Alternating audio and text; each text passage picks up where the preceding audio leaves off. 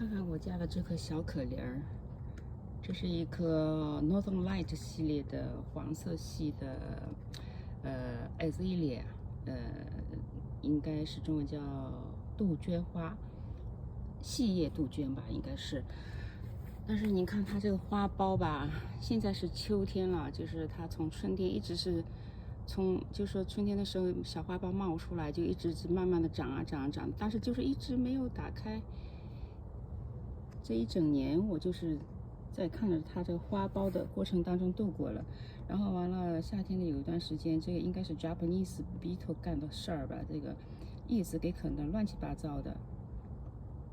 但是它这花苞一直也在膨大，但是就是一直没有打开。我这个地方呢是地点呢是朝西北的，就是主要是朝北偏西一点点，所以夏天的话其实阳光还是可以的，是大概3点钟之后到太阳落下去7点多有4、5个小时的阳光。春秋就差一些，春秋可能就是只有2、3个小时。但是这个 azalea 嘛，这个应该是喜阴的，对吧？我之前其实是在另外一个地方的，另外一个地方就是阳光会大概有5、6个小时啊，而且是中午差不多11点半到下午3、4点钟左右这样子的。然后完了那个叶子就给就给晒的变焦了都。然后我觉得那个不对，那个阳光太猛了，所以这个是去年秋天，对，去年秋天那个移到这儿来了。移到这个地点之后的话，就是今年是第1个花季吧，就是出现了这个情况。大家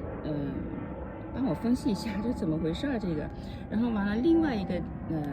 房子的另外一侧也是差不多同样的地点，就是跟这个对称的另外一侧的话呢，有另外一颗杜鹃。我给大家比较一下啊，就是刚才说的是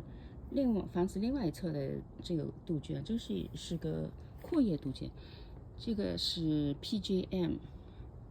这棵就是开得非常好。这棵是我的话可以在片尾把今年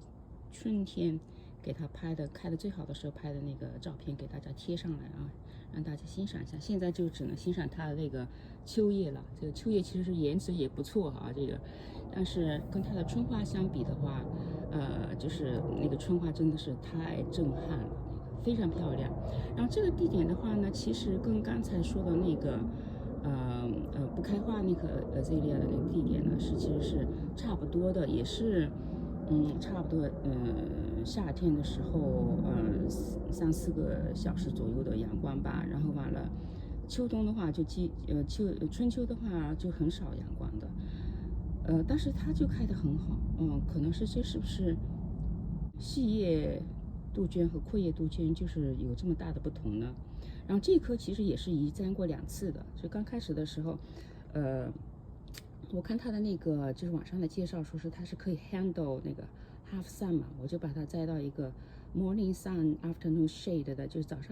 上阳光，下午是那阴处的一个地方。当那个地方阳光就是有6、7个小时之多，到了中午差不多12点左右才没有阳光。然后完了这个杜鹃就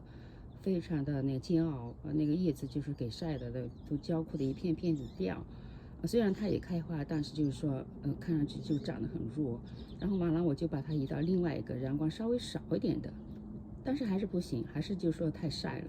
了。感觉那个植株就长得就不好。特别是冬天的时候，它就是就是在第2个地点吧，因为冬天它呢也是有差不多2、3个小时的阳光吧。感觉是那个冬天它那个阳光就是对它的伤害就是特别大。然后完了迫不得已，就是也是去年秋天把它栽到这儿的话呢，冬天阳光就比较少，很少。就有的时候是冬天1月份的时候，应该是这个阳光就可能就是1个小时都不到这样子。然后就好很多呀。然后它不怕冬天没有阳光的。冬天没有阳光，反倒我看它有的时候就是很舒展，那个叶片就是虽然是颜色变得都发紫了，但是就是说没有再接着掉啊或怎么样给烤焦了的那个情况出现。然后到春天它这个花芽就一个个都冒出来了。所以的话，这是怎么回事呢？就是是不是这个细叶和阔叶真的是阳光的需要差别这么大呢？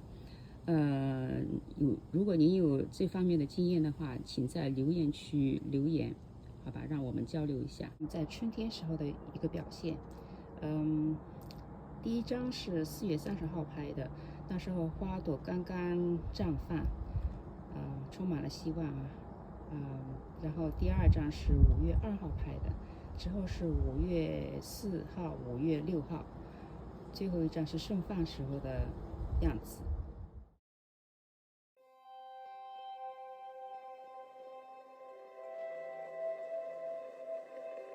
喜欢今天的视频的话，请在下面点赞，谢谢，拜拜。